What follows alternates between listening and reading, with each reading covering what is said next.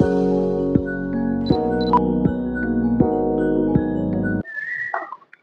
everybody, எல்லாருக்கும் வணக்கம். Welcome to Real Mo Talks. Let's get into LSD Decoded.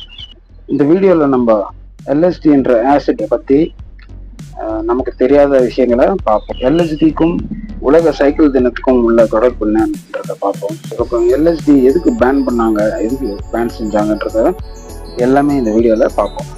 Let's get on to this video. இதை first Albert Hofmann 1938ல synthesise பண்ணாரு. LSDன்றது எர்காட்னு சொல்லுவாங்க. எர்காட்ன்றது கோதுமைக்கு வரக்கூடிய ஒரு நோய். அது ஒரு கிராப் வரும் இல்லை இன்ஃபெக்ஷன், அந்த மாதிரி ஒரு கோதுமைக்கு வரக்கூடிய நோய். அந்த நோய் பேர் எர்காட்னு சொல்லுவாங்க. ஒரு இன்ஃபெக்ஷன் அது. அதுக்குள்ள வளர்ற ஒரு ஃபங்கஸை வச்சு அதை சிந்தசைஸ் பண்ணாங்க. So that is LSD. So அவர் 1938ல பண்ணிட்டு ஒரு 5 years லேட்டர் ஏப்ரல் 1944ல அவர் 0.25 mg, அதாவது 250 மைக்ரோகிராம்ஸ்ன்னு சொல்லுவாங்க, அந்த அளவுக்கு அவரே செல்ஃப் இன்ஜெஸ்ட் பண்ணிக்கிட்டு ஆஃபீஸ்க்குலேருந்து வீட்டுக்கு போயிட்டாரு. ஒரு சைக்கிள் எடுத்துகிட்டு ஓட்டினாரு. அந்த ஓட்டின எக்ஸ்பீரியன்ஸு இதெல்லாம் ஒரு புக்காக எழுதியிருக்காரு அவர். ஸோ அதில் போட்டிருக்காரு. அப்புறம் கொஞ்ச நேரம் கழித்து அந்த எஃபெக்ட்ஸ் ஸ்டார்ட் ஆன உடனே அவர் வீட்டுக்கு எப்படியாவது போயிடணும் அப்படின்னு பார்த்தாரு. அதுக்கப்புறம் ஒரு சேஃப்டி ரீசன்ஸ்க்காக அவரோட சைக்கிள் எடுத்துக்கிட்டு வீட்டுக்கு கிளம்பிட்டாரு. அதுக்கப்புறம் அந்த சைக்கிள் ஓட்டின ரோடு விஷயம் வித்தியாசமாக தெரிஞ்சுதான் அவருக்கு. சைக்கிள் ஓட்டும்போது ரொம்ப வித்தியாசமாக தெரிஞ்ச மாதிரி சொன்னார். அதுக்கப்புறம் அவர் வீட்டுக்கு போயிட்டு அவரோட எக்ஸ்பீரியன்ஸ் எழுதியிருக்காரு. எதுனா, நெக்ஸ்ட் டோரில் இருக்கிற ஒரு லேடி அவங்களுக்கு யாரோ அவங்களுக்கு சூன்யம் பண்ணுற மாதிரி தோணிச்சான். அதுக்கப்புறம் கொஞ்ச நேரம் காமாக கலர்ஃபுல்லாக இருந்துச்சு அப்படின்னு சொல்லி ஒரு எக்ஸ்பீரியன்ஸ் எழுதியிருக்காரு. அதுக்கப்புறம் சடனாக ஒரு டிமானிக் பொசிஷன் அப்படின்னா ஒரு பேய் பிடிச்ச மாதிரி ஒரு தோணிச்சான் அவருக்கு.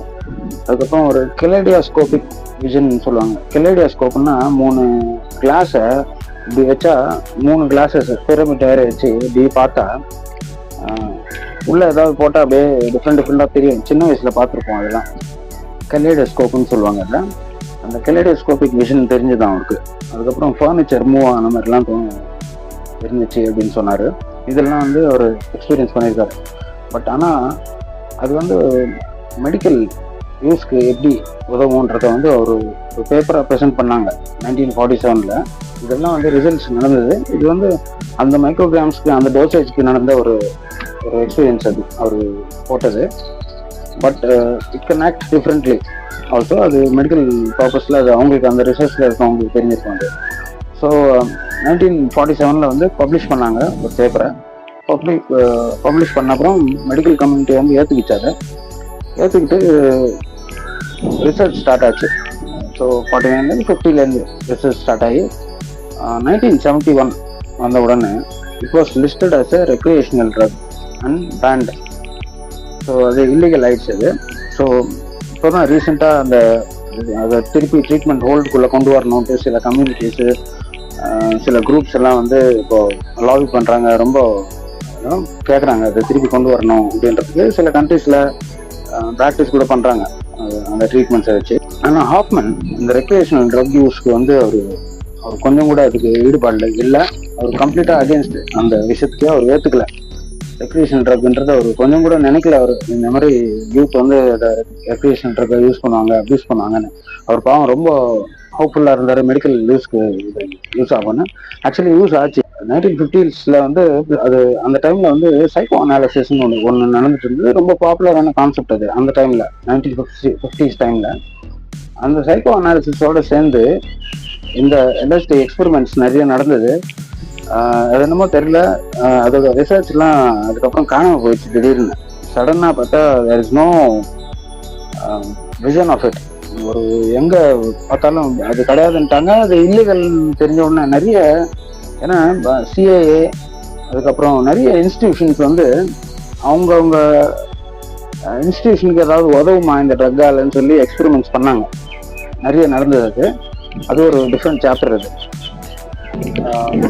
அந்த ரிசர்ச்ல வந்த ஆன்சர்ஸ், அந்த ரிசர்ச்ல வந்த நிறைய உண்மைகள்லாம் நிறைய மறைக்கப்பட்டிருக்கு ஆக்சுவலா. ஸோ அது என்னவோ அது நம்மளுக்கு தெரியாது. பட் இப்போ வந்து அதை திருப்பி எடுத்துன்னு வரணும்னு பாக்குறாங்க. Let us see. But Hoffman என்றவர் வந்து 102 இயர்ஸ்க்கு அவர் வாழ்ந்து 2008 தான் அவர் இறந்தார். அவர் ஆல்பர்ட் ஹாஃப்மன் எதுக்கு இதை மெடிசனா யூஸ் பண்ணணும்னு சொன்னாருன்னா, நிறைய ரிசல்ட்ஸ் கிடைச்சிது. ஏன்னா ஆல்கஹால்லேருந்து வெளியே வர்றதுக்கு யூஸ் ஆச்சு. நிறைய பேர் வெளியே வந்திருக்காங்கன்னு சொல்லி அந்த டைமில் ஒரு நிறைய ரிசர்ச் நடந்தது. திடீர்னு அந்த ரிசர்ச்லாம் இல்லை இன்னைக்கு. அது மட்டும் இல்லை, ஆல்கஹால் மட்டும் இல்லை, ஸ்கீசோஃப்ரினியாக்கு மெயின்டெனன்ஸ் பேஷன்ஸ்னு சொல்லுவாங்க. மற்ற ட்ரக்ஸ் விற்காதுன்னு சொல்லி கூட அதை நிறுத்திக்கலாம்னு கான்ஸ்பிரசி தியரிஸ்ட் எல்லாம் நிறைய டாக்ஸ் இருக்குது. இதில் ஹாஃப்மனோட ரிசர்ச்லாம் வந்து காணும். திடீர்னு ஹாஃப்மன் வந்து பேப்பரை சப்மிட் பண்ண அப்புறம் அதுக்கப்புறம் நடந்த ரிசர்ச்லாம் நிறைய இல்லை எதுவுமே. அது வந்து திடீர்னு பேன் பண்ணிட்டாங்க. ஒரு டவுட் என்னன்னா, இது வந்து கவுண்டர் கல்ச்சருக்கு கொஞ்சம் லிங்க் ஆகிருந்தது இந்த ட்ரக், இந்த LSD என்ற ட்ரக். ஸோ அதனால பேன் பண்ணாங்கன்ற பார்வை இருக்கு. அந்த வியூவில் தான் பார்க்குறாங்க வேர்ல்டு. பட் ஆனால் அந்த ட்ரக்கை யூஸ் பண்ணி இவங்க வயலண்ட் ஆகலை, எதுவும் பண்ணல, பீஸ்ஃபுல்லாக ப்ரொடெஸ்ட் பண்ணியிருக்காங்க. நிறைய ஒரு லவ்ன்ற ஒரு தீமு இதெல்லாம் வந்து நம்ம 69 கவுண்டர் கல்ச்சரை ஸ்டடி பண்ணால் ரொம்ப ரொம்ப வயலண்டான விஷயமோ எதுவும் தோணாது. ஆனால் அங்கே நிறைய ஸ்பிரிச்சுவல் டாக் கூட நிறைய குருஸ் எல்லாம் கூட போயிருந்தாங்க, இந்தியன் குருஸ் கூட. ஸோ இதெல்லாம் நடந்தது அந்த டைமில். ஸோ இதெல்லாம் வச்சு பார்க்கும்போது இந்த கான்ஸ்பிரசி தியரிஸ்ட் பேசுறது உண்மையாக இருக்குமோன்னு தோணும். ஸோ இந்த கான்ஸ்பிரசி தியரிஸ்ட் எல்லாம் எதுக்கு இதை கான்ஸ்பிரசி தியரியாக பேசுகிறாங்க அப்படின்னா, பேசினவங்க எல்லாம் பார்த்தா ரொம்ப பெரிய பெரிய ஆளுங்க. James Cameron, Avatar, Terminator, Titanic இதெல்லாம் எடுத்த டைரக்டர் அவர், கெனடியன் ஜேம்ஸ் கேமரூன். அவர் காலேஜ் டேஸில் யூஸ் பண்ணதா அவர் சொல்லியிருக்காரு. அதுக்கப்புறம் டேனியல் எல்ஸ்பர்க்னு சொல்லி இன்னொரு, அவர் வந்து பீஸ் ஆக்டிவிஸ்ட். அவர் இன்னைக்கு வைக்கிலீக்ஸ்க்கு எப்படியோ அந்த காலத்து வைக்கிலீக்ஸ் வந்து வாட்டர்கேட் ஸ்கேண்டலு, பென்டகன் பேப்பர்ஸ் இதெல்லாம் நடந்தது. இது ஒரு வேற ஸ்டோரி. அதுக்கெல்லாம் இவர் தான் காரணம். டேனியல் எல்ஸ்பர்க்ன்ற பீஸ் ஆக்டிவிஸ்ட் இதை பற்றி பேசியிருக்காரு. பில் கேட்ஸ் இன்டர்வியூவில் ஒரு வாட்டி ஒரு அட்மிட் பண்ணியிருக்காரு, இந்த மாதிரி நான் ஒரு வாட்டி ஆசிட் எக்ஸ்பீரியன்ஸ் ஆயிருக்கிறேன் நாங்கள் அப்படின்னு. அதுக்கப்புறம் ஸ்டீவ் ஜாப்ஸ், ஆப்பிளோட CEO ஸ்டீவ் ஜாப்ஸ் என்ன சொன்னார்னா, taking LSD was a profound experience in my life. One of the most important things I did in my life. எடுக்கிறது வந்து ரொம்ப இம்பார்ட்டண்ட்டான விஷயமா இருந்துச்சு எனக்குன்னாரு. எதுக்கு சொன்னாருன்னு தெரியல. they saw something what Albert Hoffman பார்த்ததை இவங்களும் ஏதோ பார்த்துருக்காங்க அதில். அவர் மட்டும் இல்லை, அதுக்கப்புறம் PCR கண்டுபிடிச்ச ஒரு கேரி மல்லிஸ் அப்படின்னு ஒருத்தர், அவர் தான் பாலிமரேஸ் செயின் ரியாக்ஷன் சொல்லுவாங்க, PCRன்ட்டு. அது மோஸ்ட்லி பயோடெக்னாலஜி இந்த இதில் இருக்கவங்க, மெடிசன் ஃபீல்டில் இருக்கவங்க நிறைய பேர் தெரியும் அது என்னன்றது. அதை வச்சு தான் இந்த DNA ஜீனோம் சீக்வன்சிங் இதெல்லாம் அதுக்கப்புறம் வந்துச்சு. அவர் வந்து 83 கண்டுபிடிச்சார். அவரு கூட அதுதான் சொன்னார், it help me discover this அப்படின்னு சொல்லி PCR கண்டுபிடிச்ச கேரி மல்லிஸ்ன்றவர் சொன்ன விஷயம் அது. ஸோ இதெல்லாம் வச்சு பார்க்கும்போது இந்த கான்ஸ்பிரசி தியரிஸ்ட் சொல்றது உண்மையானு தோணும். But still this is the fact. என்னைக்காச்சும் ஒரு நாள் மெடிக்கல் லிஸ்ட் அது பார்ப்பேன், நான் பார்த்துட்டு சாவலான்னு நினச்சேன். இந்த மாதிரி ட்ரக்ஸ் இந்த அப்யூஸ் பண்ணுறது ரொம்ப சேடாக இருக்குது அதை பார்க்குறது அப்படின்றாரு அவர். ஏன்னா அவர் ஏதோ பார்த்தாரு அதில் சம்திங் ஹி ஃபவுண்ட்.